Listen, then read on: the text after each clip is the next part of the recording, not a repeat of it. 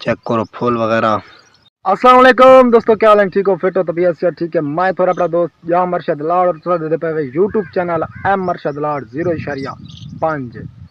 तो दोस्तों आज मैं था कपास तो मैं कपा दिखाऊंगी तो को कपा फल क्यों चाहिए और गोगड़ा कितना चाहिए, सारी सूरत हाल थोड़ी नाल शेयर पर करने से ठीक है। तो आज मजेदार व्लॉग स्टार्ट करने पहले हमेशा तो मेरे को रिक्वेस्ट है मेरे, चलो सब्सक्राइब करो, बेल आइकन कॉल पे प्रेस करो। चलो व्लॉग पर करने से स्टार्ट। दोस्तों ये कपा है ठीक है, गोगड़ा चाहिए चेक करो कि मैं गोगड़े हैं चाहिए दे कुछ ये देखो कुछ चाहिए भी